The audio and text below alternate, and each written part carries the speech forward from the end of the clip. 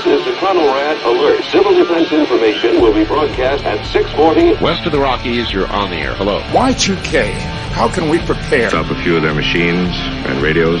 Throw them into darkness for a few hours. We are fighting for our lives. My family must survive. Over 5 years, 1,000 gallons of gas, air filtration, water filtration.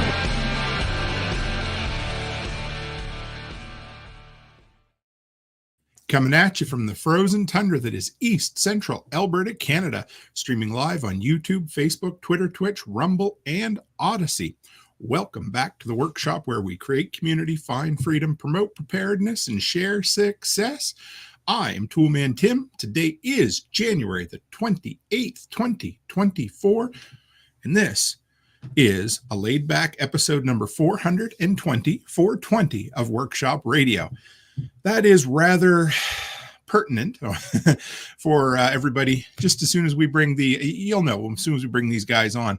I don't know what just happened here, folks, but 3 seconds before I went live, my LED shop lights just turned to green. So if I look kind of funny, I don't know what some Chinese signal must have came through all at once. There we go. How's that?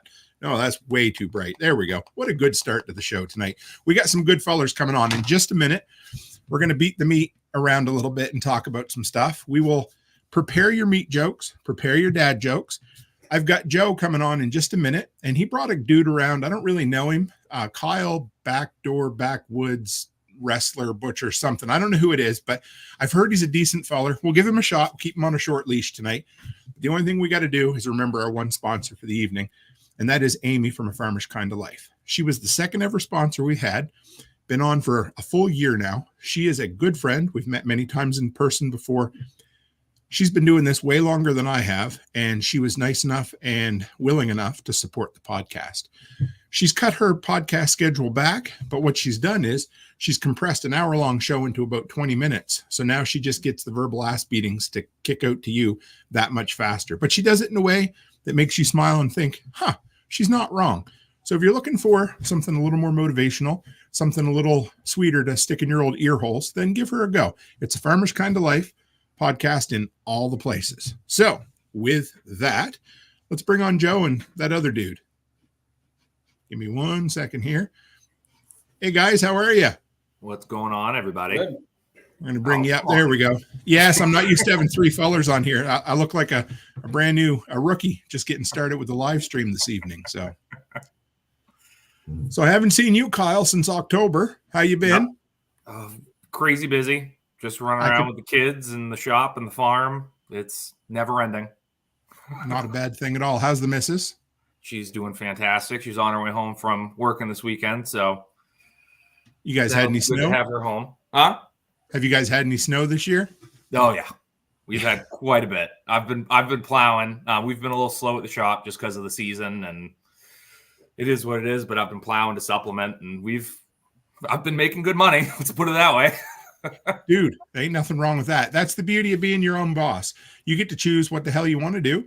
And when times are lean, you do a little something else. And when they're rich, you just roll in the dough, right?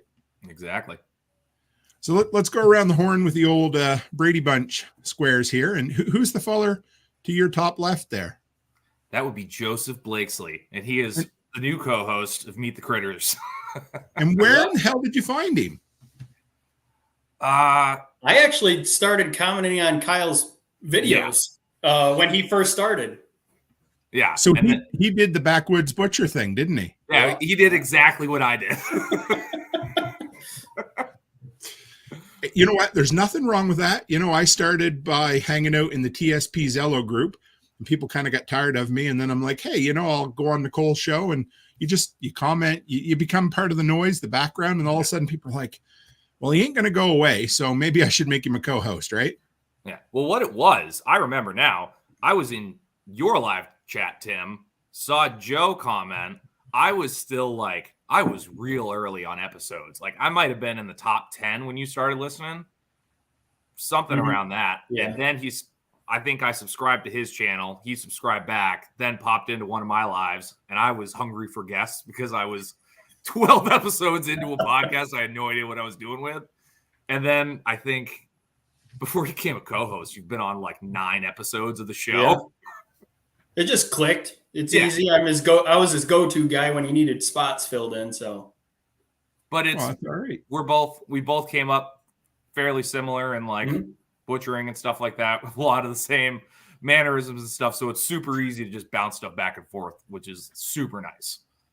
So, like I said, we don't really want to know much about Kyel, but no. Where'd you come from, Joe? I've had Kyel on a couple of times now, and he's told his story. Give us your elevator pitch of where you came from. Yeah, born and raised in Western New York. Right now, we're located closer to the PA border. Tried relocating up to Missouri, but my wife didn't want to leave, so we got pulled back into New York and did tons of different jobs. Me and Kyle's been discussing it. Over the years, I've done a lot of different stuff. I'm just the type of person that wants to learn a little bit of everything. I do want to pause that. I'm the dumb one. He's the smart one of this new group. Like, so you know what? I never mentioned this, Joe, but one of the traditions we have on here with new guests, we love to hear what was your very first job for pay? Very first job for pay, I was cutting firewood and stocking shelves at an Army surplus, a small Army surplus. Dude, that must have been fun. Any good stories from your Army surplus time? That guy, he was a older Italian guy, just crazy. He always called, because my grandmother's Italian, and he's like, oh yeah, hey Giuseppe. That's all the time. That's all he called me. And he had the firewood business and the Army surplus. And, it was a lot of fun. We had a good time. I was fairly young. I was only like 12 when I started doing that. And then when he went out of business and moved back to the city, started working full-time at a local dairy farm. I did that. I worked full-time for him through high school, in between class and stuff. And then I went on to do a whole bunch of other jobs. So, yeah. So how'd you end up into homesteading, farming? Do you do butchery too, or no? Yeah, we just opened our own custom exempt processing shop here in Western New York back in November. We started doing deer processing. We just transitioned over to cattle and pigs and lamb and goat. So, yep. But I started in farming. Well, I've always had a natural draw to farming. I've always wanted to be a farmer. And then in 2015, me and my wife purchased our first piece of property. We got into homesteading. I started getting more into the prepper mindset, growing our own food, making stuff a little bit, self-sufficient. Sure. We're still mastering that part. It takes time, takes knowledge and a little bit of cash to make things work. But in 2020, we purchased our new place with some more acreage. I picked up a lease on my neighbor's ground, and now we're slowly transitioning into more of a farmstead, small farm type business. And then we got approached earlier 2023 about going partners and opening up a custom exempt butcher shop. Nice. So, yep. You said 2020. What time of the year did you guys purchase your land? We purchased in, I think everything went through and we were moved in by June 1st. So before the craziness of the prices going through the roof? Well, it was like right in the beginning of that. We actually had like bidding wars for like 4 other properties before we finally found this one. So it was like right in the beginning of it and everything was just skyrocketing. So we ended up having to pay more than what I think our property and house is worth for what it is, but a good deal for what it is now, what it's worth now. So, well, with all the imaginary dollars that have been printed over the last few years, you'll be fine. It don't really matter. It's all fake anyway now. Yeah, it's all monopoly money, right? So how has it been so far being co-host with Kyel? How's that worked out for you? Not bad. Actually, it's been pretty good. We're still working out the kinks, figuring how we're going to flow things and make it work. It's different for me because I was so used to being, pulled on as a guest versus now being a co-host, actually putting in the work and thoughts and bringing people in and how we're going to word things. And so it's been fun. It's been interesting. And I'm glad that I'm on there. I'm glad that he gave me the opportunity. Had you been making a whole lot of content up till this point? I slowed down in the fall when I got really gung ho because I did. We have our YouTube channel. We started around the same time Kyel started his. We're smaller than he is, but we slowed down on our content because I did a lot of the work on the butcher shop myself, the septic system, the dirt work, framing, steel. We got a lot of videos on our YouTube channel of the building of the butcher shop. Electrical, it was just me and one other guy. I did all the plumbing myself, a lot of the interior. We did hire an Amish crew to help with the steel siding roof. And I mean, they just do it a ton faster, so you can't really beat it.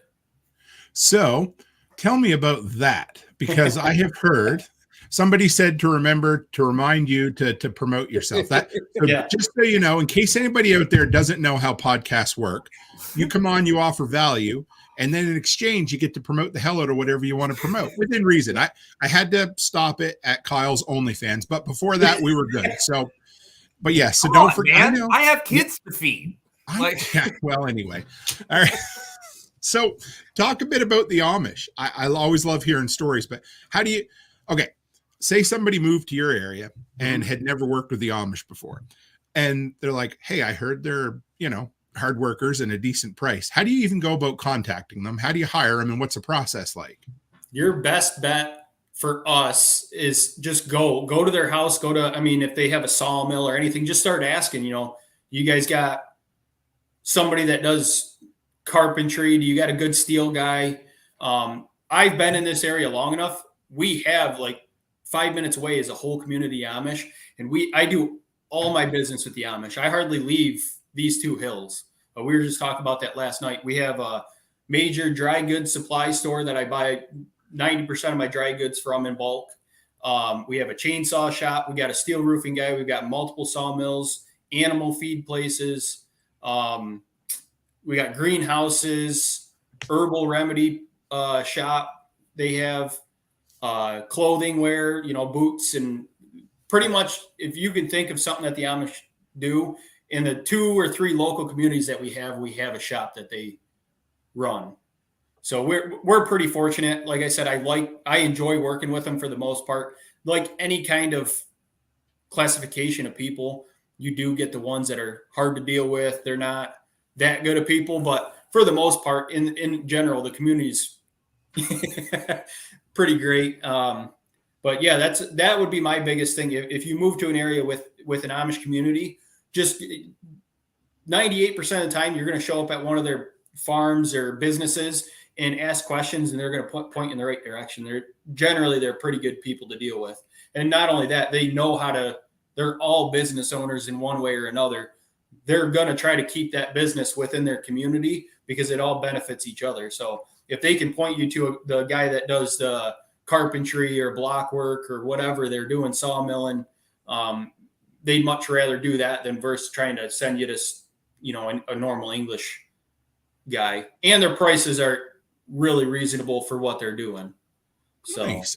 Going to go on a little tangent right quick, but I got it. Do they use power tools that you're Amish? Yes. Yeah. DeWalt or Milwaukee? Both. Just depends on the crew. Sure. That's cool. So they use them around their own property too? If the rule, because we have a little bit older style Amish, they can use it around their property if it's for whatever business they're doing. They can't use them for personal gain. So if it's a barn, anything like that, if they're in a hurry on their houses, they will. If they bring in a bunch of them together, they'll use the battery operated tools. But for the most part, they try to stick to the older rules. Cool. So, yeah, I don't know. I've always been interested. I'd love to. Well, when Kyel was on last time, we had Adam from A Modern Frontier, and he works and lives down in Amish country as well. And I'd love to have a chance to. I know some of them are kind of camera shy, but I sure wouldn't mind doing an audio interview with one of them sometime. I think it would be. I love picking people's brains like that. All right, so I got a bunch of questions for you, but to the audience out there, anybody who has questions for Kyel or Joe, throw them in the comments. I'll star them and we'll work our way through it. Since it's wintertime and I'm already tired of being cold, even though, it's only been minus 46 here. So it's not like it's been like that cold, but it's there. But we'll start with Kyel. Let's talk about dealing with livestock in the cold, brother. Yeah. He's like, oh yeah, you had to, didn't you? Share your thoughts, your tips, that kind of stuff. It's an adventure. It's an adventure for sure. I mean, so I'm up in northern New Hampshire. I'm still taking offense to the comment you made in the chat the other day. I might as well be Canadian because I'm not. But it gets damn cold up here. We get a decent amount of snow, and you need to have your pens locked up tight. Like, you need to make sure that nothing's getting out of your pens, because I run electric on all my stuff. I do double of everything. So I do woven wire and electric. This year, I finally gave in to like all the YouTube people. It's like, you can have pigs in just 2 strands of electric. Like, that's all you need. And I did 3 strands of electric. I was like, you know what?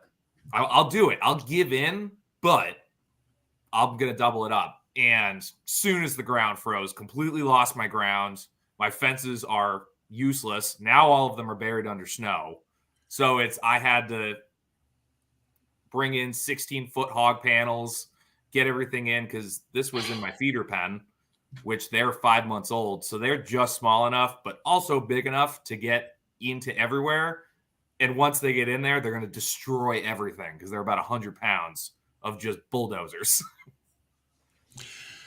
So Canadian Farmstead says Kyle's as far north as I am, but I'm probably further north than he is. You know what? This is going to be a dumb question, but I'm going to ask it anyway, because I haven't had a ton of experience with electric fence over the years. But does snow short it out or ground, you know what I mean, so that it doesn't work proper? Yes and no, depending on your fencer and how much snow you get and like how like compact it is. Like, if you go in there with a shovel and pound down on your electric fence so it's impacted in snow, yeah, you're going to lose your ground.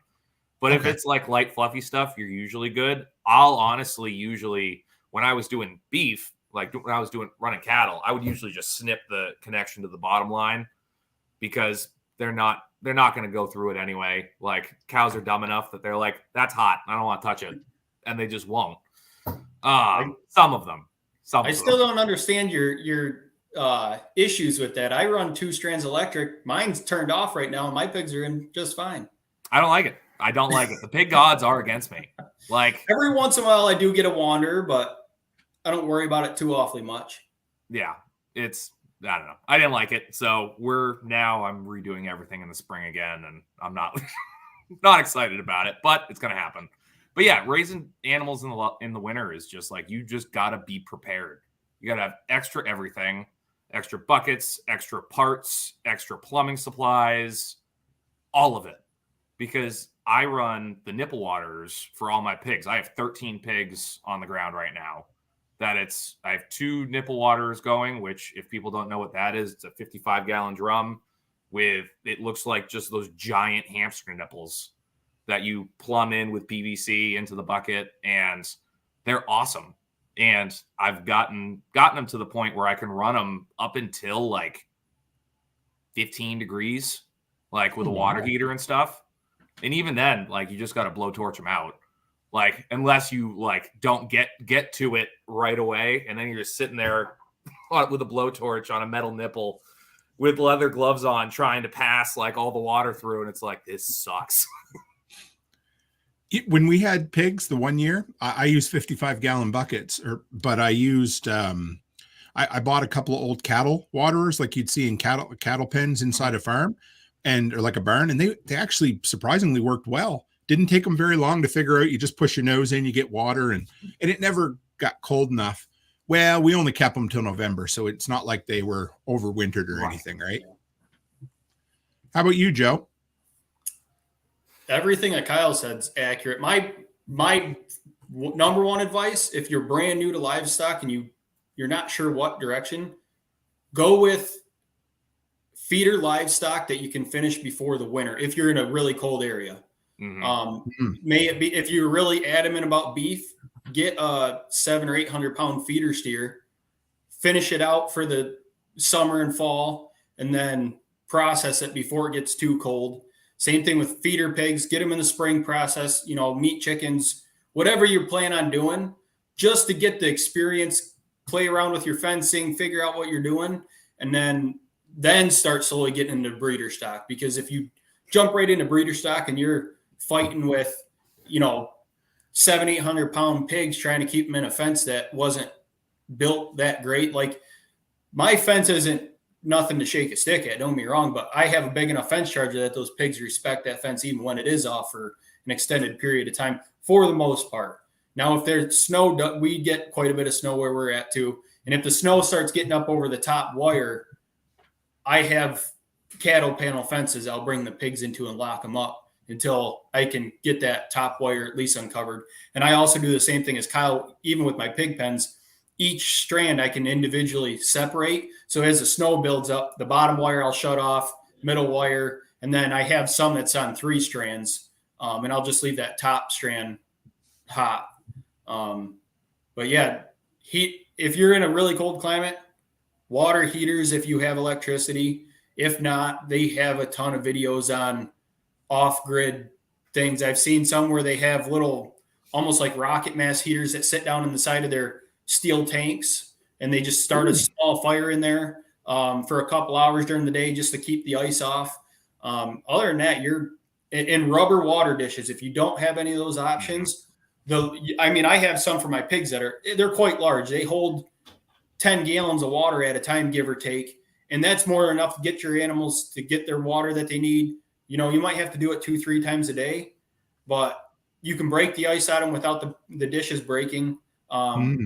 That's if you can't get some kind of electric to keep your stuff thawed out, and you're not very good with makeshift stuff and trying to build stuff, the rubber water dishes are the way to go. I use them for my meat rabbits. We use them for our chickens. I use them for my pigs when it gets too cold to run the drum waters like Kyle's talking about.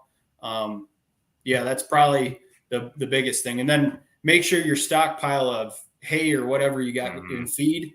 I always make sure I have, in the wintertime, I make sure I have at least 2 weeks of feed, and I go through a lot of feed because we do get random storms. Like today, it was 50 yesterday. It started out as 40 today. It dropped down to 31 degrees, and we got like 5 inches of snow this afternoon.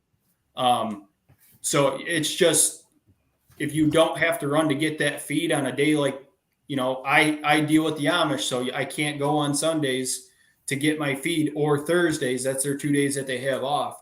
So I try to plan at least 2 weeks ahead to give me the break that I need to keep restocking on my feed. That's one of the main reasons I stopped doing beef, was just because dealing with them through the winter is just awful. And obviously the price of hay right now is insane. I couldn't do it at the moment profitably, and it was killing me. So I'm like, we're just not going to do it this winter. And it's the best decision I've ever made. Up until right now, I'm like, thank God I'm not dealing with round bales. I'm still kicking myself for not doing the same thing. Yeah, it is such, you can, during the spring and summer, when all your fences are nice and tight and the grounds are great and there's plenty of grass for everything to eat and everything's just loving life. The only thing you got to do is go stand out in the sun for a little bit, make a wallow for the pigs, and just watch the piglets play. This is great. Then all of a sudden it's 15 degrees, water's freezing everywhere. It turns into if you're not productive and making sure all your stuff is in line going into winter, you're going to have a real rough winter. Yeah. So could most homesteaders, could they make a go at it by just doing the seasonal thing? Buying weaner pigs in the spring, butchering in the fall, buying a feeder cattle, that kind of stuff. Because some people would say, well, that's not real homesteading because you're not creating your own breeding stock and stuff, which I call bullshit on. But would it be easy enough to make a go at it doing that way? For sure. I mean, in my opinion of homesteading, especially just starting out, you're gaining the experience by doing it. You're producing your own healthy food on your land or a leased piece of land or whatever it may be.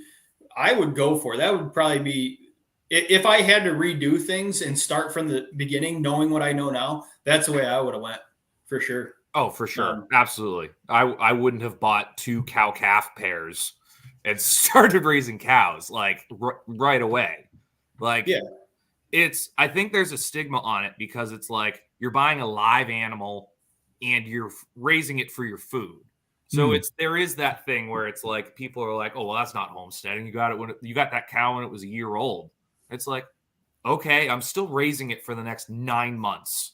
Like, at least in my area, it's like you're raising that animal for the next 9 months, regardless. So instead of looking at it like you didn't put in the work for that, it's like, no, I outsourced that and paid another local producer that raised this animal to the point that it is. And now I'm taking the lead on it. Like, you would do that with anything else. Like, you would look at when you're buying something like a product or something, when you're buying a phone, it's like, yeah, I'm going to go out and get the best I can to help me out with this and help me get going first. That analogy went nowhere. I lost it halfway through. I get it, though, because, all right, I know we're going a little off into the homesteading, and I'm good with that because that's kind of what I was thinking. But, all right, if a feller is going into homesteading, do you think the myth of being 100% self-reliant, self-sufficient, do you think that's a bit of a myth? Because you were talking, like Joe was talking, you know, I've got the Amish community around me, and Kyle, same thing. Like, I can't always do everything myself. Is that something we need to beat out of people's heads, that you're like, it's okay to strive more towards self-reliance, but 100% completely is almost impossible? What do you think? I don't think it, especially in today's age, I don't think it's possible for 99.98% of the population. There's going to be that one person that they have nothing to hold them back. They don't have family. They don't have kids. They don't have a day job or something crazy like that where they can go afford to buy a small piece. I was actually watching a documentary about a guy in West Virginia that was 100% off the grid. He makes just enough money to pay his taxes. He lives off of everything he raises. And I'm sure he still has to go to the store and buy staples like salt. You're not producing that on your own. Right. Sugar. I mean, you can. I've gone down the rabbit hole when I had time, when I was running my robotics business and I spent a lot of time in hotels. I did a deep dive into how much acreage I would need to be as self-sufficient as possible in my area. I looked up, and that was having a breeding stock of at least a pair of everything to produce animals, how much feed on average they ate, and how much of that I had to grow on my own.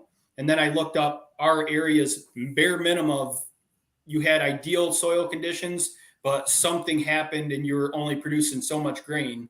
And I had it all figured out to, how much acreage one family would need to stay self-sufficient enough, but you still staples, salt, and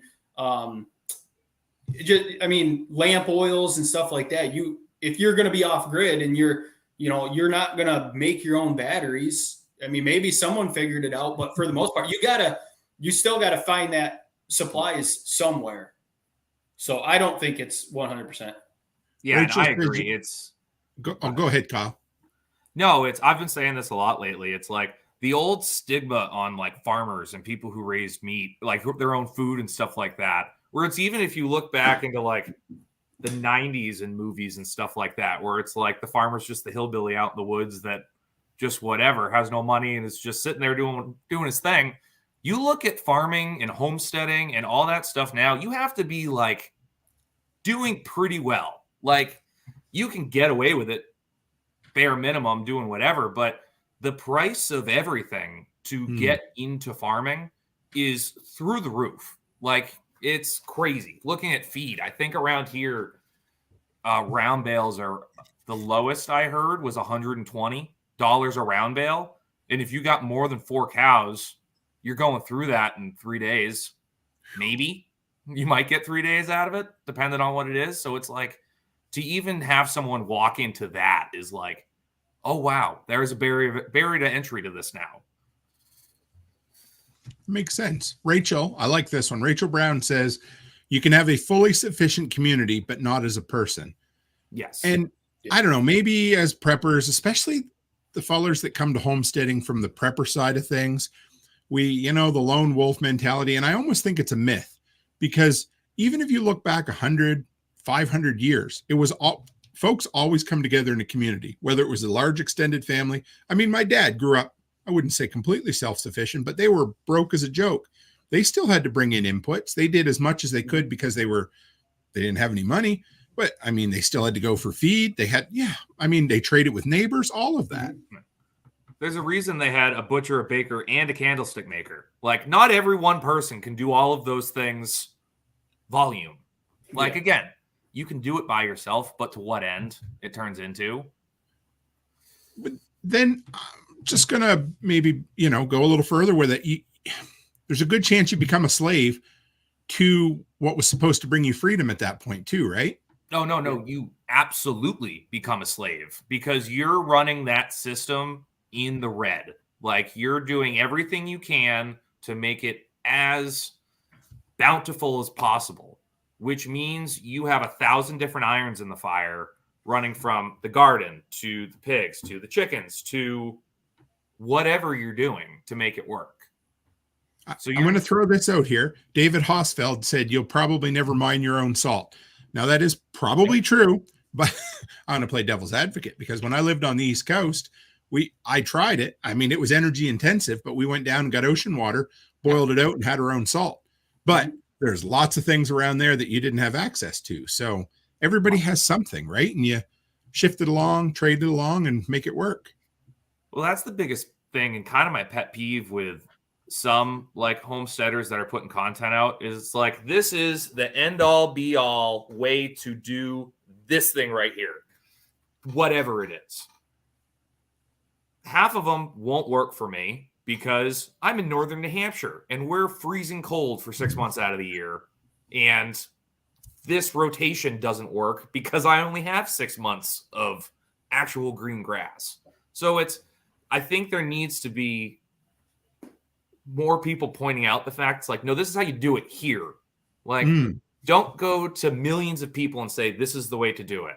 It sucks. And it could somewhat cut off like your viewers in a way of going, listen, I want everyone to listen, but I'm really only talking to these people here that are doing this exact thing because this is where it makes sense. If you're in Arizona, half of what I say carries over. Like, farming's farming, but some of the things I do, people in the western part of the country would never have to deal with. But it's cool enough though, because there's enough folks on the East Coast, kind of New Hampshire area, that you'll have a big enough audience. And you know what? If you're teaching principles and you got a decent attitude, unlike yourself, you're going to appeal to a broad audience anyhow. So yeah, I say the same thing when I'm doing stuff like, this is how I do it. It might not work for you, but the way I took it, like, I wanted to start a YouTube channel for quite a long time. And I decided to make the leap. And, but 90% of my stuff that I view is YouTube. I learned a lot, good old YouTube University from it. But, so a lot of the stuff that I do is just bits and pieces of what other people are doing. And I've tried different things and made stuff, mashed it together to make it work for me. Right. So Joe, how long have you been doing butchery, practicing as a butcher? Practicing as an actual butcher or doing my own stuff? Both. So I've been processing my own animals since I was early teens. We started out with chickens and hunting and stuff and slowly working up. But as an actual tradesman butcher, doing retail style cuts and learning how to tie and doing a full, breakdown the right way, like what you're going to go to the grocery store and buy. I've been in it for 5.5, 6 years. So I got a question for you then that came from the last time Kyel was on. So what is a cut sheet and why is it important to both the customer and the butcher? Because this is something I didn't know before I went and ordered my first side of beef, and I didn't get it right till about my third.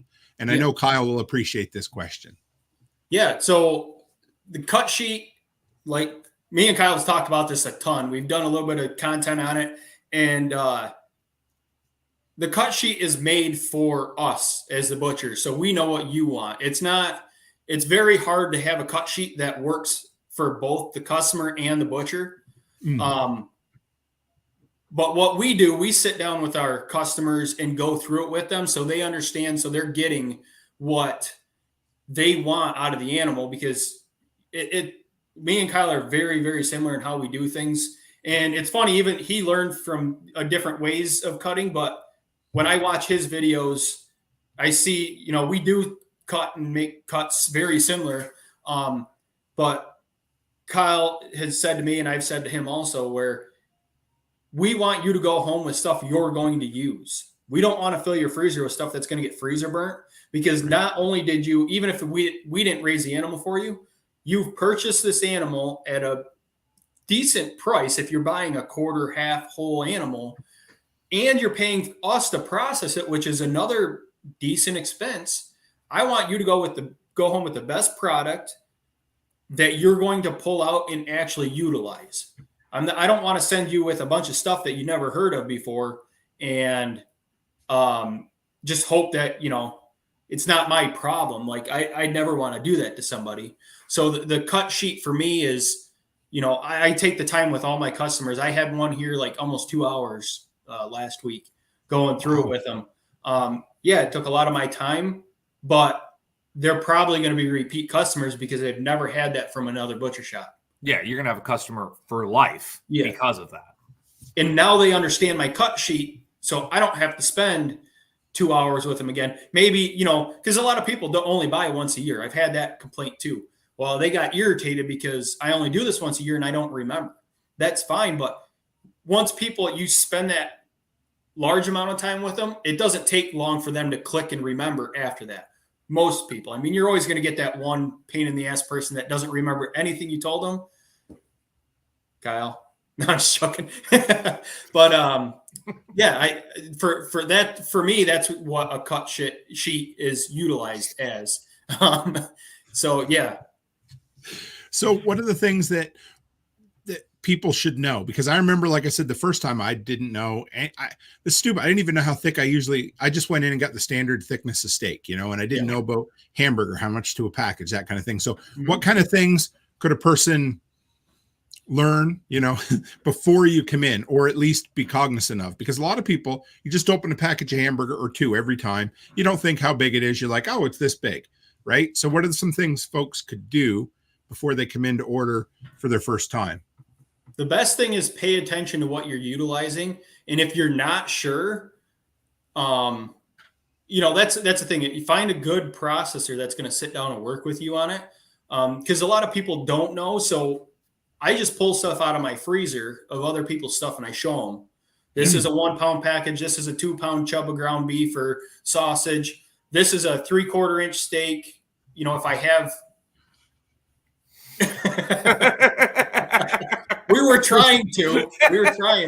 So for those in the audio only listening to this recording, Canadian Farmstead just asked if we're all just going to ignore the cut shit instead of the cut sheet that Joe said. So it's all out there. We'll giggle like little schoolgirls and we'll move on. How's that sound? There you go.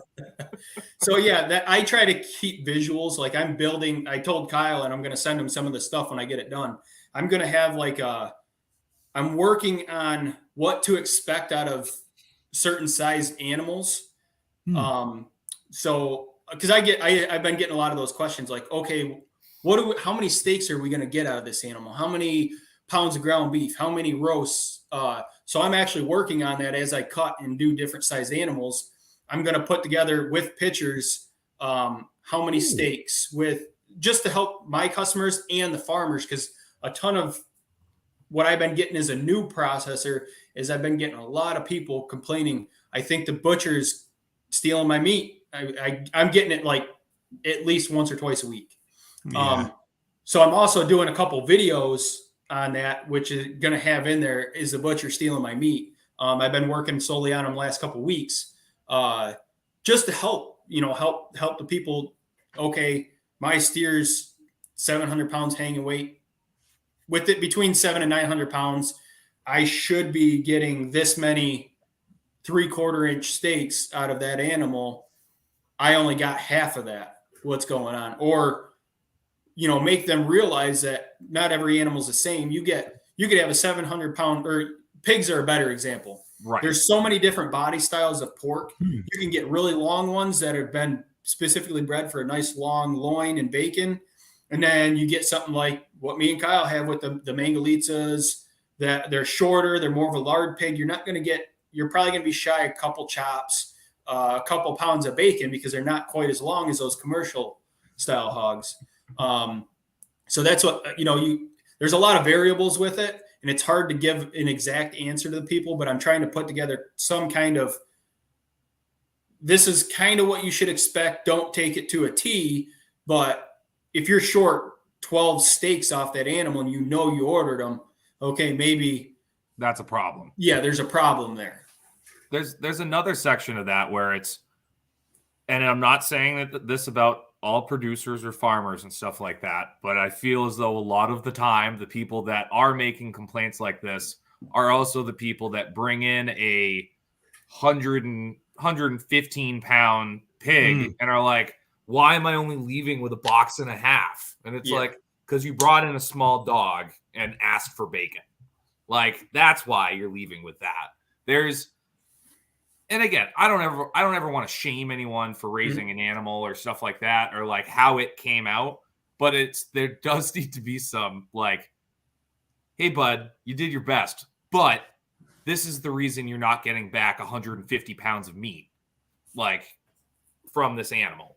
So yeah, that's why I'm trying to put those sheets together, saying, okay, if your pig's in the 150 to 200 pound range, or 200 to 300 pound range, and then your beef, I'm going to break it down to 400 to 500 pounds, and then 5 to 6, 6 to 7, and so on and so up, to give them a good idea of. And what I've been noticing too, because I've done a pretty good array so far in the last few weeks. I've done stuff that are over 1,000 pounds of beef, and I've done a couple that are riding 500 pounds.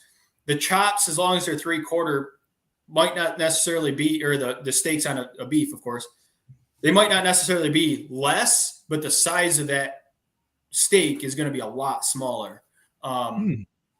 So there's a lot of variables in it. It's going to take me a while to get it all put together and figured out, but I think it'll be worth it in the end for my customers and farmers to utilize.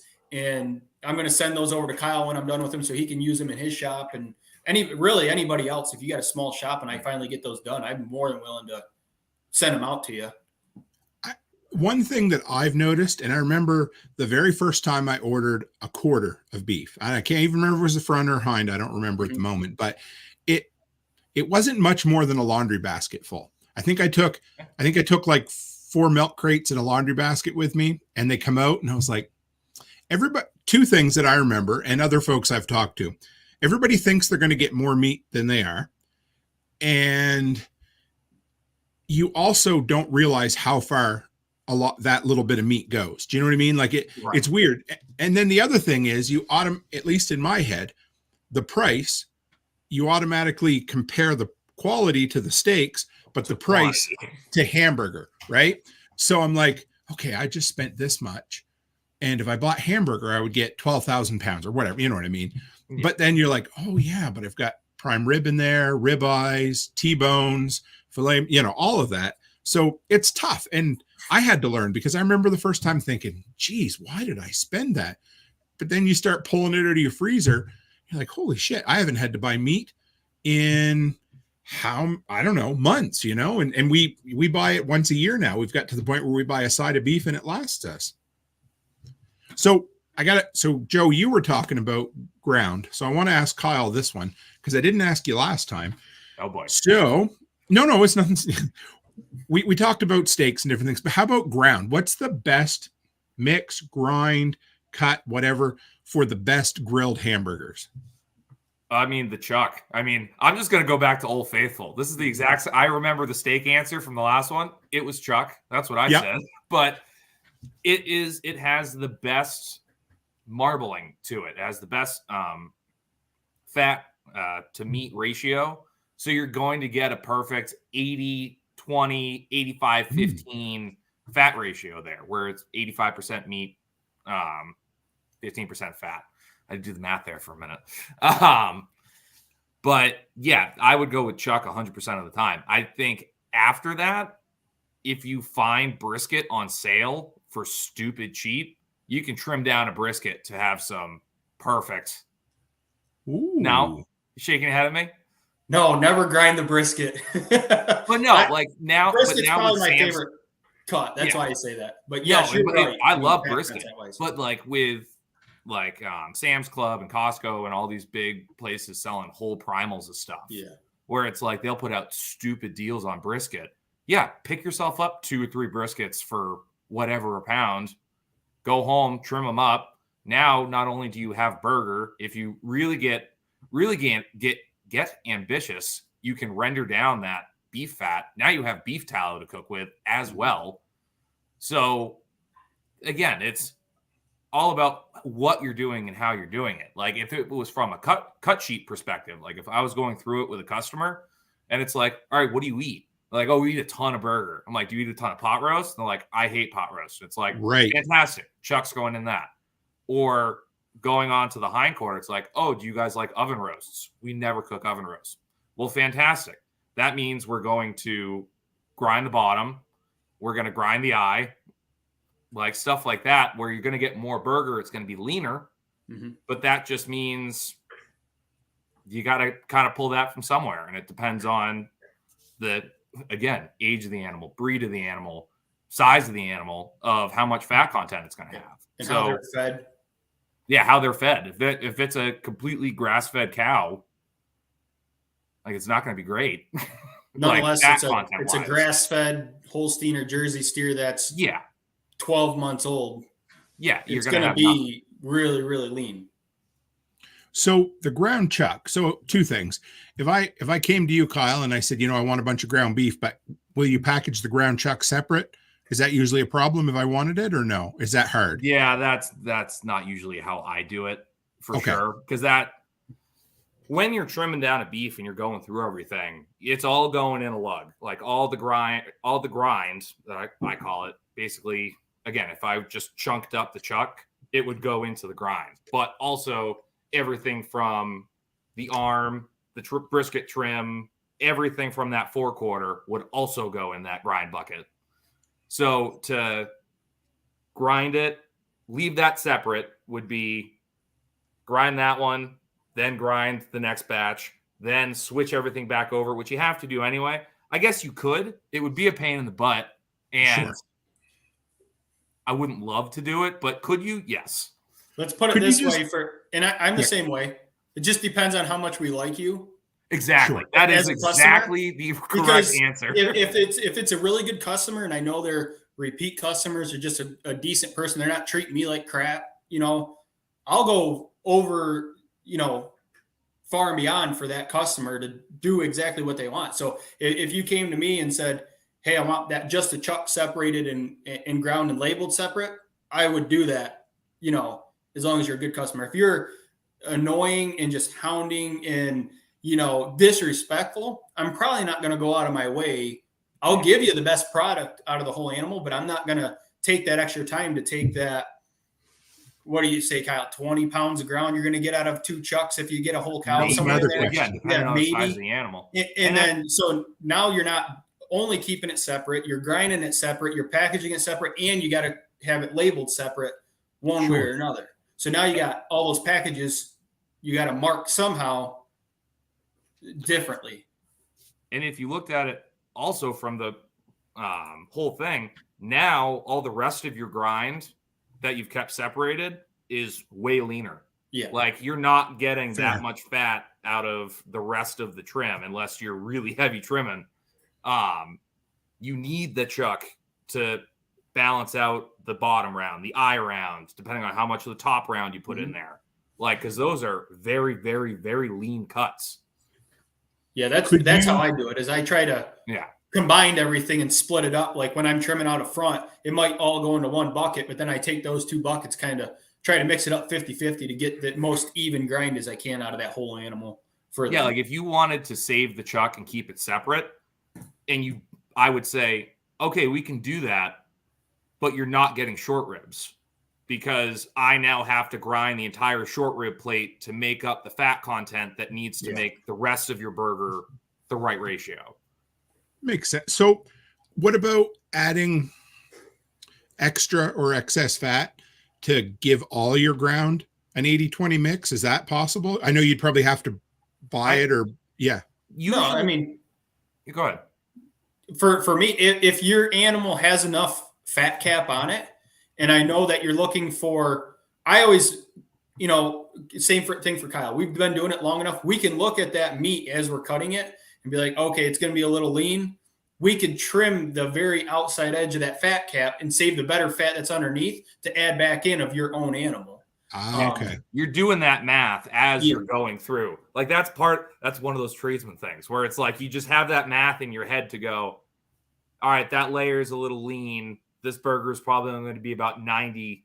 Like we need to heavy trim a couple of extra spots or if there is just enough fat on it, it's like, all right, cool. Well, there's just a giant chunk of fat to help mellow everything out. Obviously, chunk it up and spread it throughout, but you can make ends meet. Unless, again, it is that grass-fed Holstein in the middle of January. Like, yeah, you're probably not going to get a super, super fatty grind on that one. So, all right, then we talked about grind this time. And last time I asked Kyel what his favorite lesser known or just favorite cut of meat was that wasn't, say, a ribeye, for instance. And I'm going to give him your answer because but it was a chuck eye, right? That was basically what you said, a chuck eye. Yeah. So Joe, you mentioned a brisket. What else? Or is that your favorite overall, or? Brisket's my favorite. Like if I'm going to any smokehouse, I always try the smoked brisket. And my brother's a chef, which now he's a butcher. We had him on the podcast 2 weeks ago now, Kyle. I think so. It was the one right before the Prime Act. It was the one right before the Prime Act, yeah.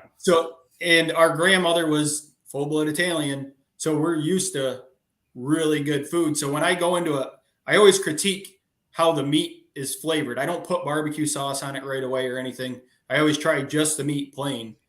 And most places I have a very hard time getting the flavor in the meat. They always put the flavor in their sauces, especially up here in New York. Now, when I was down in Mexico, the barbacoa that they make, hands down, that's my favorite. It's usually made out of cheek and tongue from what I was told when I was down there, from a beef.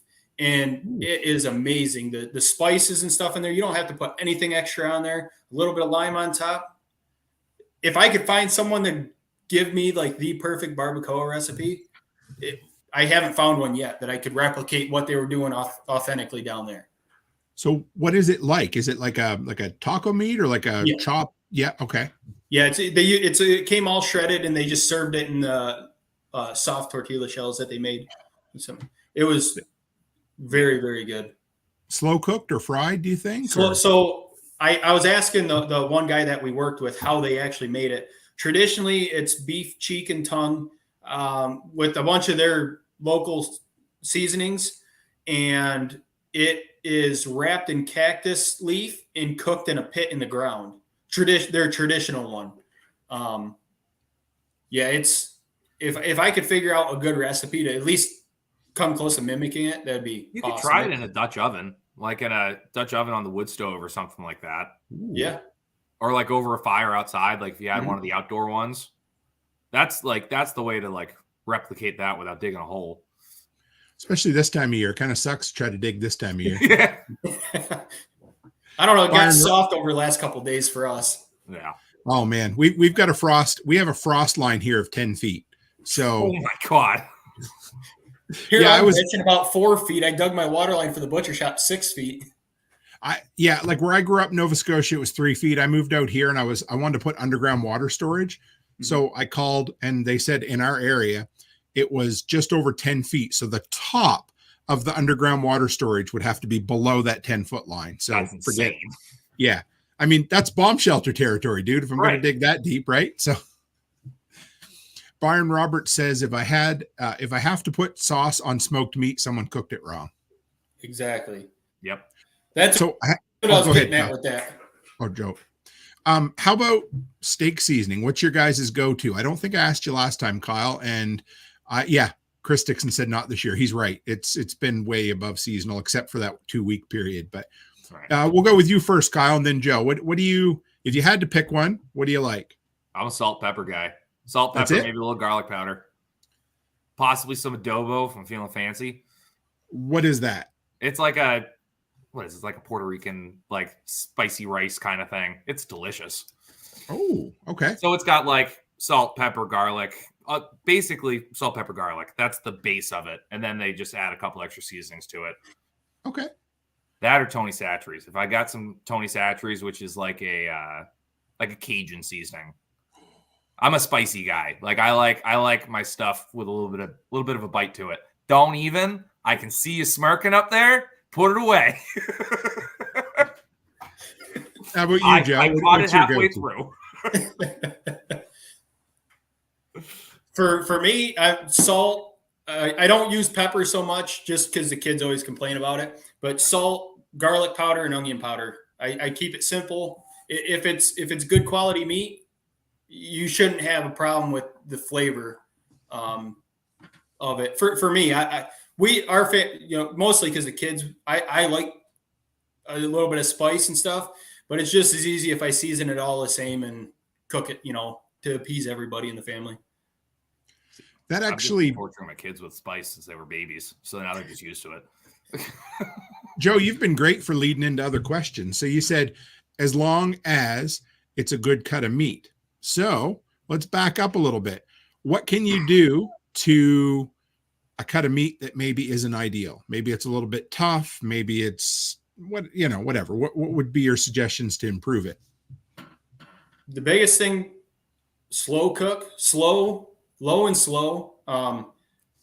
Season it the way you like. And if you have a good source of tallow or a really good source of raw butter is my favorite, just because we do have dairy cows. Some kind, just to add more moisture into there and slow cook it. Honestly, you try to put something like you're not going to take a chuck steak and throw it on the grill and sear it for 2 minutes on each side and cut it up, and it's probably going to be chewy for me. How I've cooked it. Sure. So chuck eyes, the actual little chuck eye, they're actually probably one of my favorite steaks. Oh, we always joked it was like the welfare ribeye, because nobody knows about it. I have a lot of customers that they're like, "What's a chuck eye steak?" And so I explained it to them. I'm like, it's not going to really mess up if you want chuck roast or chuck steak still, because you got that very small area that it's coming out of. So I'll take that off. I'll take chuck eye out, grind the rest of it, and then they still get roasts and steaks and whatever out of the rest of their chuck. So, how about you, Kyle? Yeah, Same? when in doubt, crock pot on most stuff. Like, okay, people need to get more adventurous with the crock pot and start cooking more stuff. Like, I always suggest shanks, especially during deer season. Take your shanks, and for those that don't know, that's like this section of the leg, and it's, again, if you put it on the grill and tried to just bite chunks out of a shank, you'd be really upset. But if you put it in the Dutch oven on the wood stove or in the crock pot for 9 hours with a bunch of onions, and you make French onion soup with it, and all the meat melts off the bone, ooh, it's amazing. Like, I would much rather have all of the crock pot slow cooked Dutch oven cuts over ribeyes, stuff like that. Like, when we we only put a half a beef in our freezer this year. We sold the other half, but it's like all my ribeyes and stuff like that, I did them either boneless and did them like 1/4 inch thick so I can cook them for breakfast in the morning, or like stir fry. Like, I think I stir fried the strip just because I was like, yeah, I'll eat more of this than strip steak. But then I also was like, awesome, I've got a bunch of chuck roasts, I've got a bunch of cross-cut shanks, a couple other random pot roasts and short ribs that I can put on if we got a fire going outside because we're working outside during the day, if the wood stove's going in here, if we're leaving and it's like, cool, toss all this stuff in the crock pot, dinner will be done when we get home. Like, people underutilize the crock pot for sure. Well, even Instapots now. I still don't trust them. It's a game changer, especially if you have a super busy schedule and you are like us. And I mean, I go over to the house for lunch now, so it's a little bit easier. She'll remind me to pull out something for dinner. But even then, you get a larger piece of meat that's going to go in the crock pot anyway, and it's not fully thawed.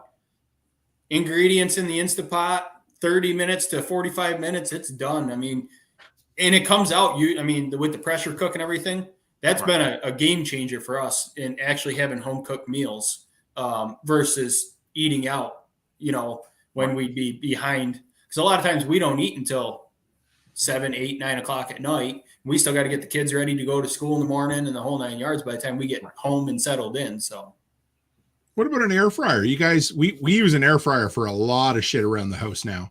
We actually kind of moved over from the Instapot to the air fryer quite a bit, but you guys use them in any way at all? I still don't have one. I have neither. I think we've gotten both of them and then given them away before they've gotten out of the box because we were just like, funny. I'm the only one who cooks, and then I just am stubborn and don't want to learn a new thing. And I'm like, this is fine. I know what I'm doing. And then they just get given away, and then everyone's like, these are the most amazing things on the planet, and they're going to change your life. And I'm like, I'm fine. We use our air fryer a lot. We're actually talking about switching. I want to go back on the carnivore diet. My wife wants to try a keto salad diet, and we're trying to eliminate like red dye and stuff from our kids' diet. So we were talking yesterday, I think it was, on the phone about how to utilize that stuff, but still have a healthier diet. So I want to try some like air fried vegetables for the kids, something to kind of change things up. I've been looking into different recipes to appease the kids and want them to stay interested in a healthier diet. And our kids eat fairly healthy, but their kids, if there's candy sat in front of them or, something like that, they're going to snatch it up. We're just trying to make a healthier diet for us so we all feel better and have, more energy and get rid of brain fog and all the other crap that comes with it. So, it's not in the air fryer. Chris Dixon just said, do not do broccoli in the air fryer. Whoops, wrong one. There you go. But I will say this isn't in the air fryer, but one of the things my kids loved, and I fell in love with it. We did it for a long time. We kind of got away from it, but was asparagus on the grill, on the barbecue. So you'd put it in a bag with some olive oil, salt and pepper, shake it up, and then make sure you put it lengthways so it doesn't fall between, because I'm pretty bad for that. But just put it on there and get good char marks on either side, just long enough to soften it up. Oh, man, the kids when they were younger, they would eat that right up. One of my favorite. Yeah, we do. I do it similar like that, except for we have a small cast iron griddle I'll throw on there beforehand, and I throw it on that. So I don't have the issue of it falling through, because I do the same thing. I'll not be thinking, I'll be flipping it, and all of a sudden lose one down through the grate. So always fun. Let's go back to the community here. We got a bunch of comments and things. Kyle, and yes. We have this at the house. We've tried it. You ever try Slap Your Mama Cajun seasoning? I have not. I have heard of it. I found it looks like seasoning salt, but it's got a good little pep to it. Like, I'm going to say that a person who doesn't like spice would not like it at all. For me, it's a good heat. Love it. Yes, absolutely. What about you, Joe? You ever tried that or no? No. I'm not huge into the heat. I'm like a plain Jane with the salt and stuff. I'll eat it if someone makes it. I'll definitely try it, but it's not a go-to of mine. Cabot Porter says, I'm hearing you don't like grass-fed. Why? I don't not like grass-fed. Okay. I've said this a lot for our area. So kind of like bouncing back to what we were talking about before, where you are in the country, things are drastically different. It is incredibly hard to raise really, really nice grass-fed beef in my area. Because like I said, you only really have open ground to graze for like 6 months, maybe 7, if it's like a very temperate like winter. We just don't have the ability to graze out that long. So then it's your supplement with hay and everything like that. Then it's -5 out, and those all that fat that you work so hard to put on in spring and summer is just shivered right off. It's not ideal in this area. You go down to Texas or Oklahoma, where they have endless acres to just grass, feed, and finish cows on, all the power to them. I'm sure it's amazing. I've never had it. I've never had the pleasure to cut that up. I have seen some people that have really done a good job, but at the end of the day, the amount of money they put into it, they're charging, like, what they're charging for that is insane. And also the amount of people that I've just seen just shiced the whole system, because that's the other hard part about it. Like, to be grass-fed legally, like in the eyes of government USDA systems and all that and the other thing, it's like, yeah, the thing has to eat grass for like a third of its life. That's it. So they can just pump it full of corn in the beginning, and then it's like, nope, you're just on grass. And then if you really break it down, where it's like, you talk to some USDA inspectors and they're like, yep, it's only grass fed. Do you know what corn is classified as? Maize. Do you know what maize is? It's a type of grass. No shit. There's a very fine line with it that they mess with it. So a lot of people, now that I'm in the shop all the time by myself, I've been listening to a ton of podcasts about grass finishing beef, especially in our area, because I have the same issue as Kyel, but I'm running grass-fed animals. My dairy cows get a little bit of grain to supplement while I'm milking, but that's it. But all my beef animals, I try not to feed grain to unless it gets really bad out and they're starting to lose body condition. I'm not going to let them suffer. But so I've got one steer that I'm playing around with. I was listening to, I want to say it was one of Joel Salatin's podcasts the other day. So I'm actually holding that steer until an actual 24 months.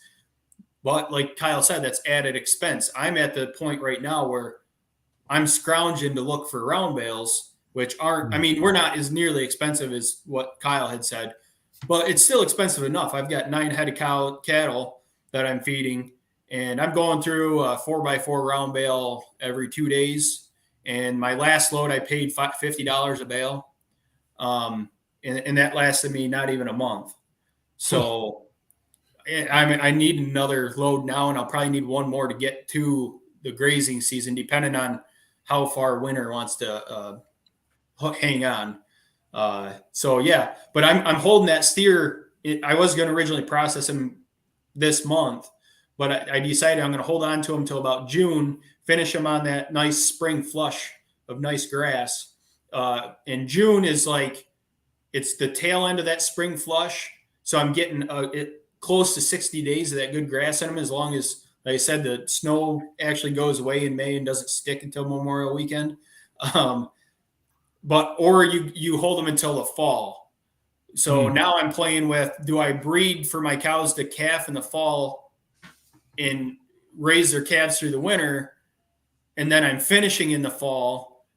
So there's a lot of things I'm trying to change with my herd to keep them a grass finished, because I do enjoy a good grass finished steak. I've had my last couple steers have been completely grass fed and finished, and as long as you cook it properly, and you learn how to cook it without all the fat content in there, like a corn fed, and the health benefits on it. I mean, there's tons of, I'm not going to get into the studies on it, but there's tons that you can look up on the benefits of grass fed versus grain finished, what you're getting out of it, micro, macro nutrients and stuff. So no, I don't hate grass finished. It's just, you got to understand what you're raising and what you're getting back, because I think is what Kyel was going for with that comment. Right. And I do think graining your cows does get such a bad stigma when everyone hears graining and they're like, that's bad. And it's like, no, if you only feed your cow corn and grain the entire time and it gets some hay or whatever, like free choice, a cow is going to go to grain 9 out of 10 times. Like, that's not great. That's where you run into health issues. That's where you run into obesity. That's where you run into bad fat content.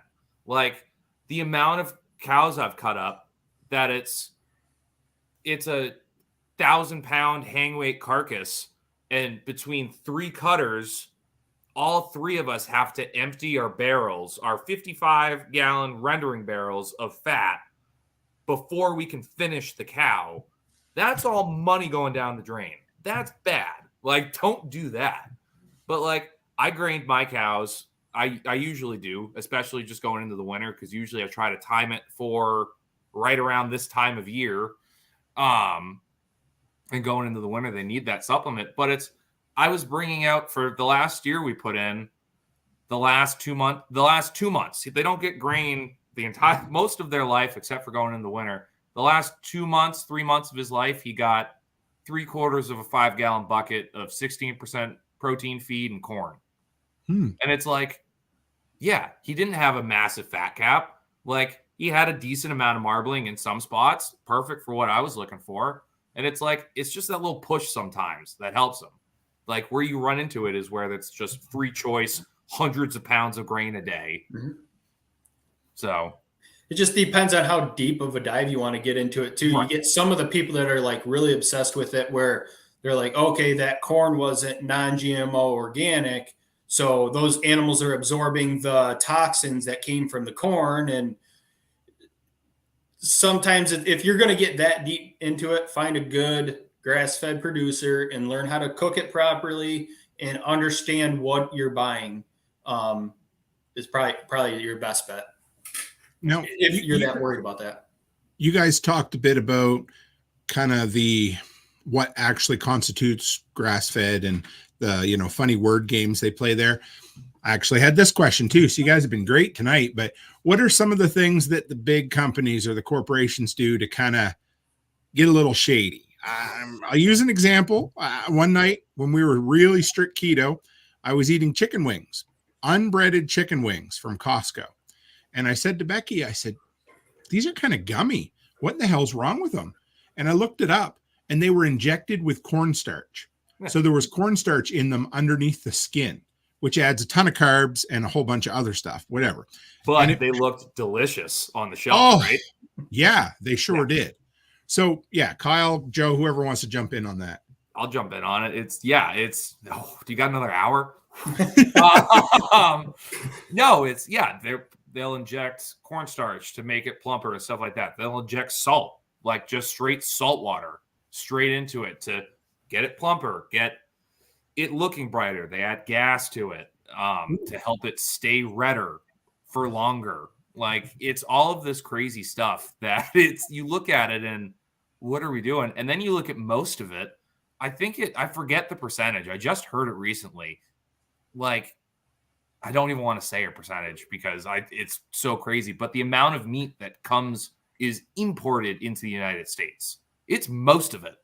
Like, most of the meat that we're eating is imported into the United States. Even if it has a product of the USA, they just value add. So instead of they'll send in an entire freezer trailer of chucks. Well, some guy takes a chuck out of a box from Uruguay or Brazil or something like that, cuts it into steaks and trims it, puts it in a tray. Congratulations, that's now that's a U.S. product. Wow. So, yeah, most of the meat people are eating in grocery stores is not grown in the United States. Like, the only way to make sure of that is if you know the guy that does it. In today's day and age, the only way to feel comfortable with that, or unless it's their major marketing where it's like, no, this is our farm in Georgia. If you want, you can come see it. If you don't believe us, we're here. That's the only way. Yeah. Yeah, that's a big thing, is getting, and not just all the stuff that Kyle covered, but the word play on labeling, cage free. There's probably still in large chicken houses. They're just not in cages anymore. Organic, they only need a certain amount of outdoor space to get sun. They're still on concrete. They're still in confinement. They're not out free ranging in beautiful grass pastures like you'd assume the organic label to be. They're just like you said, Kyle, with the stuff coming in from overseas. Once it goes through that commercial slaughterhouse, it gets the USDA stamp on it.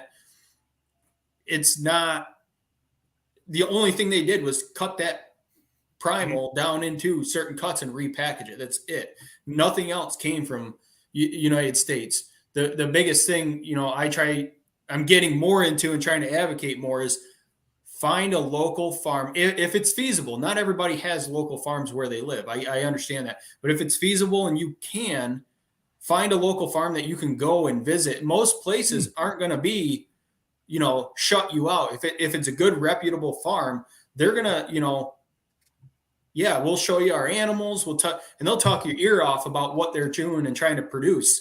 Most of us are begging to. Most of us are begging for because we don't get to leave. Person.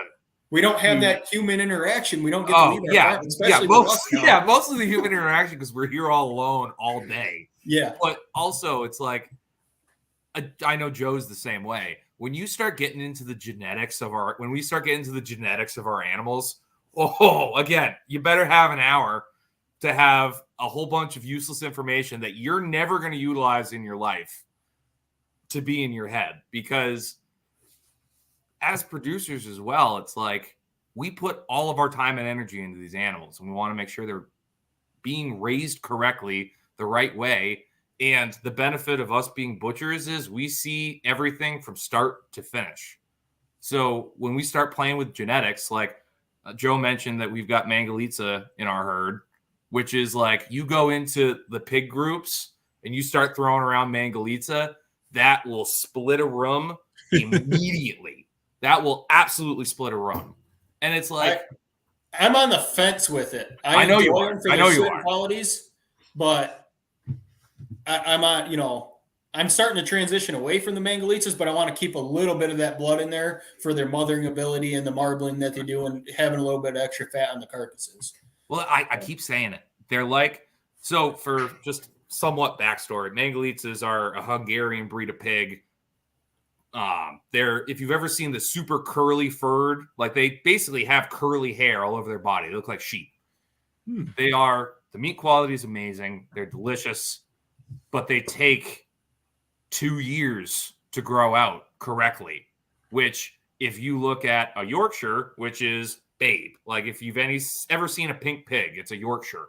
You can grow a Yorkshire to 300 pounds hang weight in like 7 months. Mm-hmm.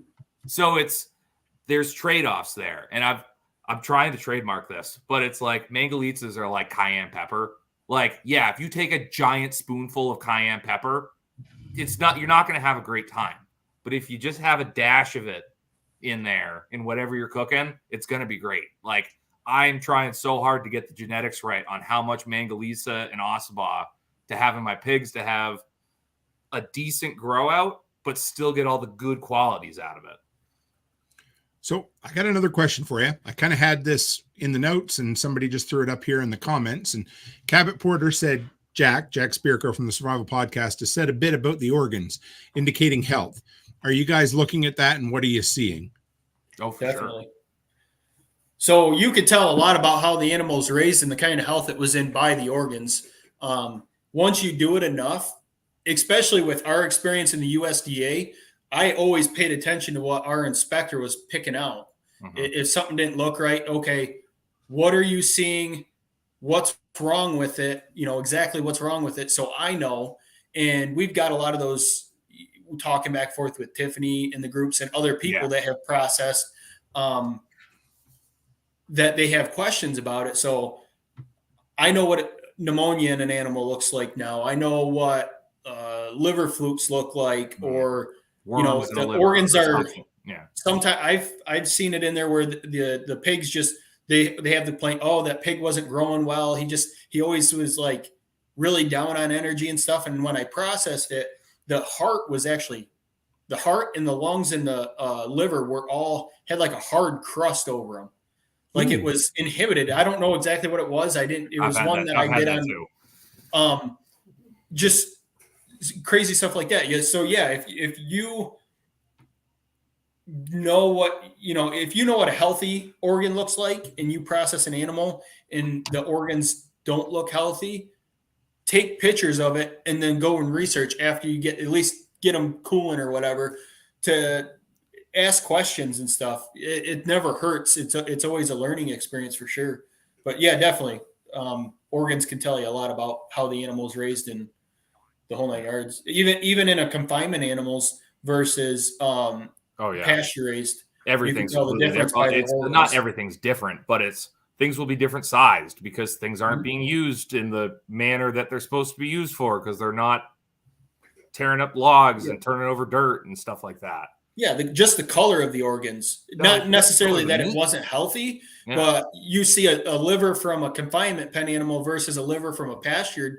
I've noticed there is a darker, richer color, not in just the meat, but the organs from a pastured raised animal that getting out there and getting those micro, macronutrients, getting grubs in an instance of pigs and chickens.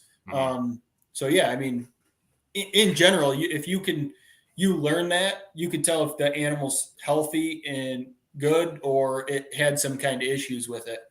So, and what's nice is once you do it long enough, again, me and Joe are coming at it from another perspective as being butchers as well. Yeah. But when you've raised an animal long enough, you can just look at a pig. Like I always say, that's like a butcher superpower where you could just walk up to a pen and go, that pig's going to be done in 4 months. I'm like, why? It's like, well, you can still see that, right? Like you can still see that. That doesn't look great. It looks like the shoulders are starting to fatten up fairly well. Like you can, I like call it X-ray vision, where you can just look at it and go, okay, that looks great. That one looks fine. You have this much time to go. This is if I put a bullet in it right now, this is what it would hang at. That's what I was doing with those pigs in the group today that Rachel had sent over. Yeah. Like the more I looked at it, the worse those pigs looked to me. Yeah, you can see the neck. Usually if I'm looking for pigs, it should look short and into its shoulders more versus a really long neck on it. To me, it doesn't, either the genetics were off or they just weren't feeding those piglets enough. They weaned them too early or something was different, So yeah, it does help being a processor and doing enough animals and processing so many animals over the years. We can look at that animal, like Kyel said, and know if they're close to being finished or, or it's like, you just need to dig a hole. Like yeah. I've had some where I've looked at people and it's like, I'm not even gonna process that. And they're like, what do you mean? It's like, man, I don't have to open this thing up to tell you that it's sick. You don't want to eat this kind of thing. So what about organ meat? I mean, I know we talked about the quality of organs or, for the health, but I got a freeze dryer about 3 months ago. And the first thing everybody said, oh, go and get liver from the local butcher shop because it makes great dog treats. So first thing just 3 months ago, I went to see them and they almost laughed at me. Not because it was something odd, but because so many people were asking for it all of a sudden, because for years they couldn't give away beef liver. So I asked for 50 pounds of beef liver at the end of November. Yeah, because I'm going to make a ton, right, for the dogs, and we might try to sell some eventually.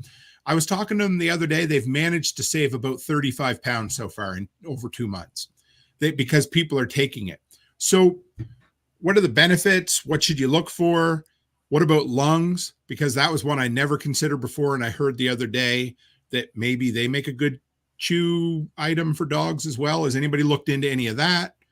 Legally in the U.S., you can't take lungs. Really? At a USDA facility, they have to all lungs have to be thrown away and rendered. You cannot let a customer leave with lungs. Did not know that. Maybe that's the way it is here too then. And what's the reason? Do you know? I don't remember the reason actually for that one. I think it has something to do with a respiratory thing. Like they just want to make sure that something doesn't happen. Yeah, somebody's not eating it for some reason, and they're transferring some kind of respiratory disease over. If it's what's the term, zootonic? Yeah. So it's transferable from the animal to humans. Same thing with the beef over 30 months. Realistically, in a USDA shop, you have to take every spinal cord out of every animal, pork, beef, because it can be a contaminant and you have to dispose of it properly. Right. Wow. Essentially, that's where you'd get mad cow. Like, that's where mad cow disease lives. It lives in the prions that live in the spine. Yeah. So you have to go and take every piece that had spinal cord connected to it off. Yeah. But let me just go to like the thing that I hate about it. And it's you look at the USDA and you're like, what are you talking about? So prions are where mad cow disease happens. People have it too. That's where they get Jacob Creutzfeldt disease. Essentially, it's the same thing, puts holes in your brain. To cut like bone and ribs, you got to make sure that the spinal cord's out of it. If you're cutting T-bone steaks, porterhouse steaks, you got to make sure the spine's out of it. So all your porterhouse are super wonky. Mm-hmm. Fun fact about prions, they have to be burned at like 2,000 degrees Kelvin in order to kill them. Like, there have been surgeons that have performed surgery on someone with Jacob Creutzfeldt's disease. The tools have gone through the sanitizing solutions 5 times, and the prions are still on the tools. Would you like to know the HACCP plan for cleaning up after an SRM beef? You wash down your table with 180 degree water. Yeah. So I see where you're heading with this, but what's the answer? Is it more stringent regulations, less, or what, or not worry about it? The answer is, yeah, make sure the spinal cord's not in the steak and make sure you're working clean and pay attention to the animal. Because also, more than likely, you're probably going to be able to tell if your animal is not healthy going in. Yeah.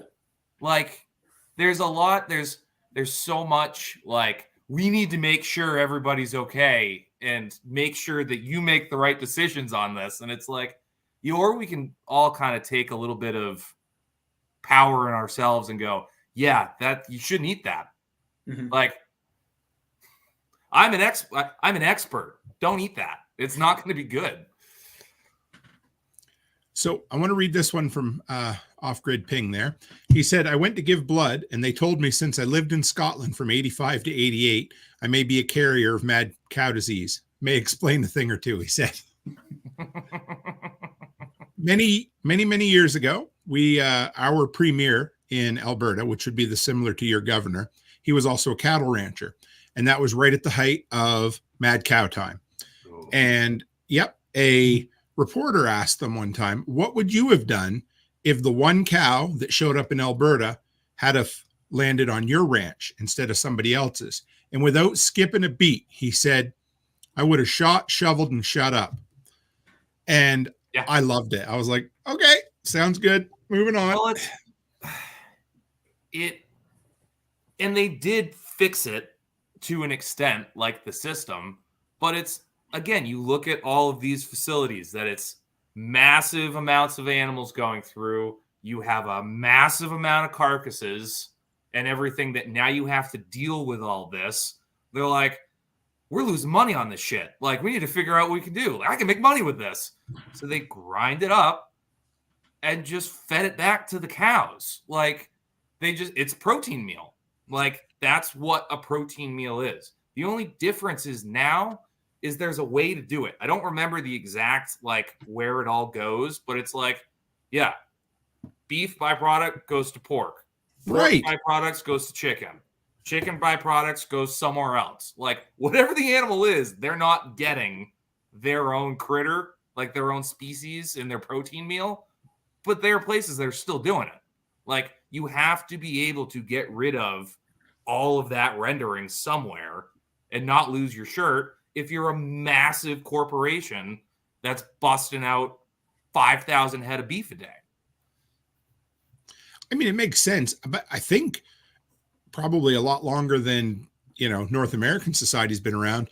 We kind of knew not to feed like animals to like animals. You knew shit happens when you do that. It makes sense, right? There's also a thing to it where it's like pigs, it kind of is what, like, pigs eat meat. Like, they eat meat in the wild, like, a lot. Like, if you dropped a liver in one of our pig pens, our pigs would kill each other to get that liver. Right. 110%. they can digest it. You all of a sudden give just ground up cow to a herbivore that has 4 stomachs. Like, that's where you get these cancers. You get these growths. You get Jacob Krupp or like mad cow disease. That's how that happens. All right. So I got one more question for you tonight. So I know it costs money. If you want quality beef, you have to pay for it. I get it. Everybody should know that. However, everybody's on a budget too, right?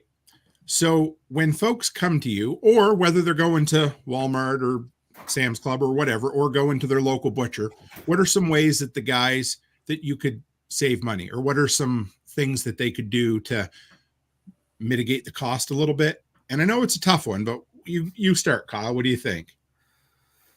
I think going into it, it's hard because it's hard to explain to people the savings that they're getting.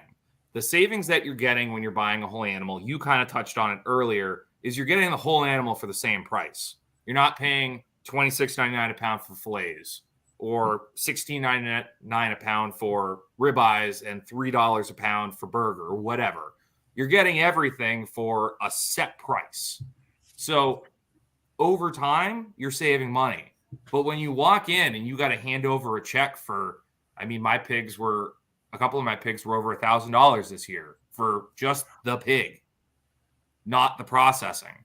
And it's like, that kind of like throws people of like, excuse me? And this is all we're getting? So you just kind of have to go into it with an open mind of like, we're spending this money, but in the end, it's going to be worth it. So what about if you haven't got a relationship with a local butcher, or you just don't live around one? What about, and I know it's not always great to talk about, but what about going to a big box store? What are some of the ways that you can save money without, sacrificing quality? So look for sales, buy in the larger whole primal, and teach yourself how to break it down into those individual cuts. You're going to save money doing that.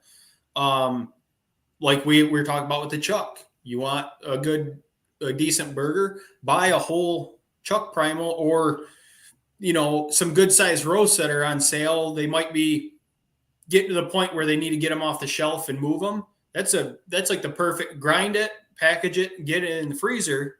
Ooh.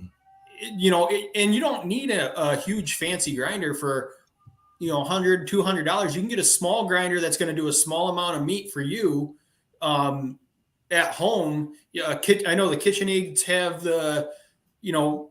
me and Kyel are cringing thinking about a KitchenAid mixer with a grinder attachment on it because we're so used to the commercial equipment, like we can't fathom. But if you're doing it at home and you're doing 5-10 pounds at a time or 20 pounds at a time to save yourself money,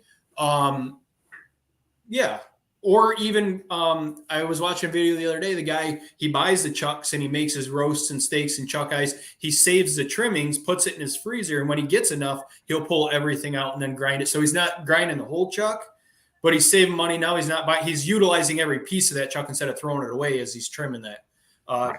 Whole briskets with all the fat cap on it. And Rachel says, still didn't break my Harbor Freight grinder. Now, we have a similar type of store in Canada called Princess Auto. And I went in one day, and a great way to save some money. I got a $400 grinder for $100 because it had been returned. And on the outside of the box, it said missing grinder dies. I thought, that doesn't make sense. Anyway, whatever. Maybe they were, but I took a chance. And they said if it didn't work, I could bring it back. So I opened it up, and I don't know what you call it, the piece that pushes the meat through the grinder, the plastic thing. Yeah. Well, in there, the top comes off.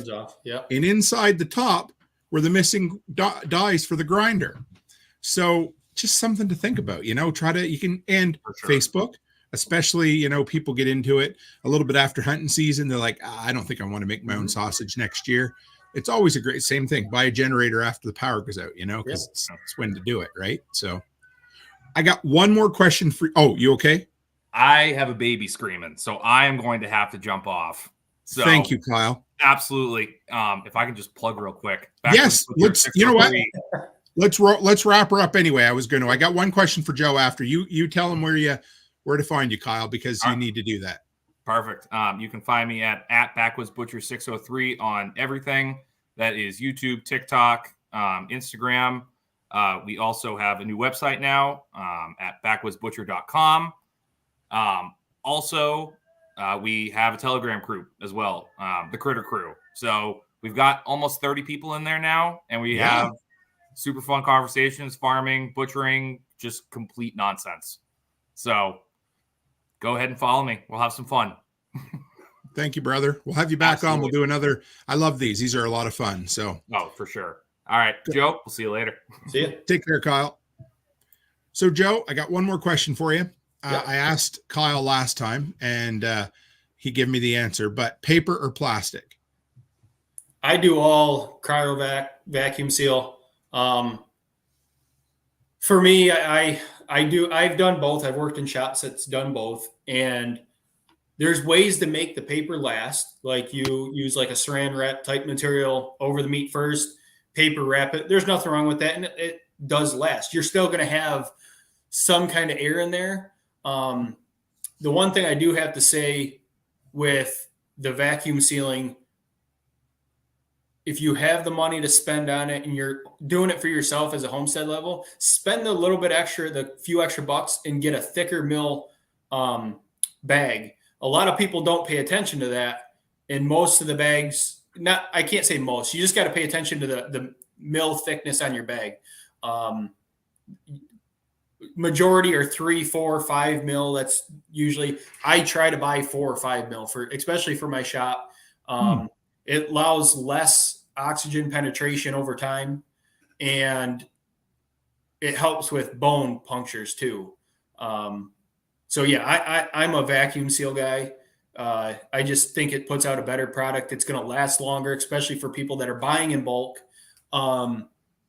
that might not need to buy a half a cow, but they purchased it.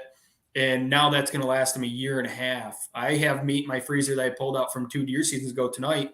That was vacuum sealed, perfect, nothing wrong with it, perfectly fine. We cooked it up for dinner. So wow. I bought a chamber vac about a month after I got my freeze dryer. I will never go back. I am so done with those. I don't even remember the name of them, but the ones you just put down in the food saver style ones. And they would work as long as there was no fluid in them, or you had to get special bags. Yeah. Yeah, and you can get the commercial style tabletop ones, but they still don't work as good as a chamber vac. In the commercial style ones, you're already over $1,000 probably to buy one. You're better off buying a small tabletop chamber vac sealer. If you can front the extra couple $100, by far do it. Dude, you're getting a superior product. I bought do you know Vevor, Vevor? Yeah. I bought it does 8x12 bags. So it's not huge, $300 and some Canadian.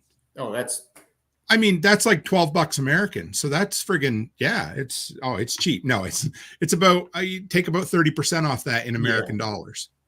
Yeah. Which isn't that's actually a super good price. I haven't found any that is that cheap, but yeah, the one that I bought for the shop is the biggest single chamber commercial unit I could find through the company. And that does very large stuff. But like you said, you get a small one that does most of your roast size. For a small family, you're probably not going to have roast. If you're processing a whole animal down and you're utilizing it, you're only going to have 2-pound roast. Take 2 out of the freezer if you got a couple extra kids at home or something like that. You can make it work. And the chamber vacuum sealers, the way they work, they can pull out, I think it's like 98 or 99% of the oxygen out of that package versus I think it's like 60-something% for the tabletops. Right. If I do remember correctly, I can't remember. I'm just trying to pull stuff off the top of my head. I haven't researched it in a while, but yeah. And going back to the old fashioned paper, basically zero with paper, right? Yeah. If you're going just paper, if you look at the old charts on how long to keep the meat in your freezer, I think it's like 2 or 3 months for beef and pork. And they're basing that on a paper wrap. So yeah, if if you're going to do paper and that's all you can afford at the moment because resources are limited and you have to get those animals in the freezer, just buy some saran wrap the meat up as tight as possible in that, and then paper over top of that. That helps tremendously. You extend the life, but it's still no comparison to a vacuum pack, I don't think. I was going to wrap it up, but I guess that was a question there. So Cabot Porter said we need a review on the chamber vac, or did I miss it? Haven't done it yet. I got so many things in the fire, but I haven't even done a video on the freeze dryer yet. But right here, Rachel Brown says, have you ever tried the heat shrink bags for poultry? Have you tried heat shrink at all? Yeah, I did that for poultry. The problem with it is when you're doing whole birds, you still have that whole air cavity inside. So with the chamber vacuum pack, you're pulling more of that oxygen out of those birds. If you don't pay attention to that, they work and they work nice. Don't get me wrong, but you're not going to get that all the air out of the cavity of that bird. You're just pulling the air out around the outside of that carcass. So you still have to contend with freezer burn the longer you have to hold those birds.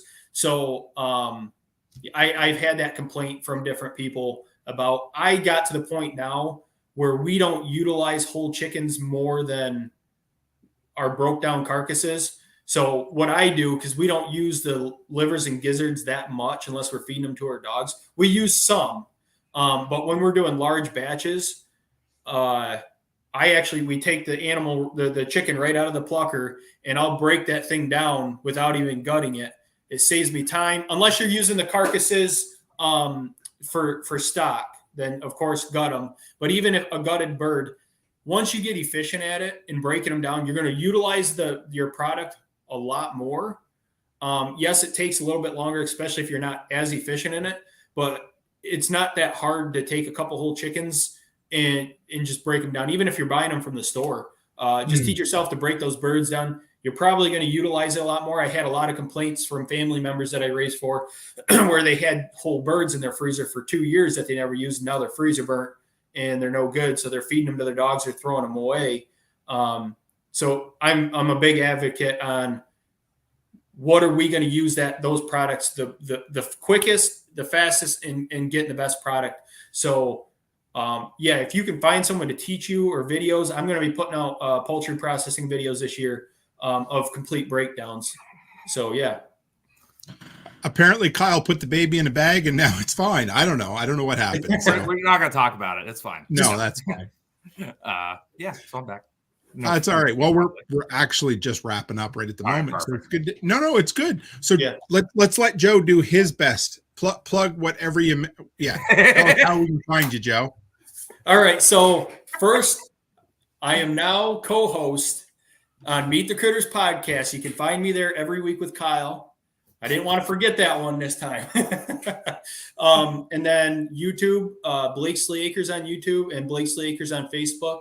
And we have our email linked to it. So if anybody's got questions or anything, I'm always willing to talk about farming, animal raising, processing, any of that. And I'm on adamant on Kyle's Critter Crew on Telegram. So any of those places you can find Kyle, you probably can get a hold of me. I don't have Instagram, TikTok, Twitter. I don't have any of that fancy stuff yet. You're missing out on all the fun. You'll get there, brother. You'll figure. No, it's good. Well, Joe, this was fun, man. Thank you very much. I appreciate for you carrying the load for Kyle this evening too. It was a big help. So. Well, boys, we got to do this again. Of course. Every time we beat the meat around here, people get excited. So we slap my meat around with you guys. we kept the jokes to a minimum, but they're a big hit. So we'll do them real quick. Pipin said next time maybe that's not the one. Cooking tips on grass-fed meat versus supermarket meat. So maybe, we'll come up. We'll do a bunch more. So, boys, if you want to hang in the background for a second, I'll close the show up and I'll be right back with you. Sounds good. All right, guys. How much fun was that? I love these roundtable episodes. Ever since we started them there last year, they're some of the most fun we have because you get natural conversation, you get to learn shit, and it's funny. But most people's brains work better when you have 2 or 3 people to throw the ideas off of. And Kyel and I were, I like to bust his balls, but he is a brother, and he's a dude that I consider an incredible friend. And I'm proud of him because he is kicking ass and taking names. And Joe's a great guy. I'm glad we had him on. Make sure you give him some support. I know we're all kind of out of the same greater community, but I do my best to spread the gospel of everybody else who's out there. So make sure you give him a shot. Follow them. If you're not, drop into their live streams, bust their balls a little bit. And guys, if I don't see you before, we'll see you Thursday evening for This Week in Prepping. And as always, stay happy, stay healthy, and have a great week.